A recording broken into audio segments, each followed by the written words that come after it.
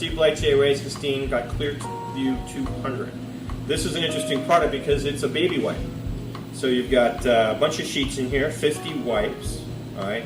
Each individual sheet can go to as much as a 3x3 pane. If it's really heavy accumulation of hard water, perhaps only the bottom portion of the pane of glass.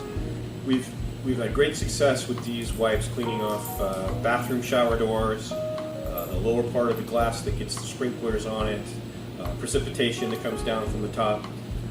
It saved a lot of people a lot of time, especially when you've got that 1 foot to 2 foot of hard water on the bottom of the curtain wall glass and you just want to clean it off.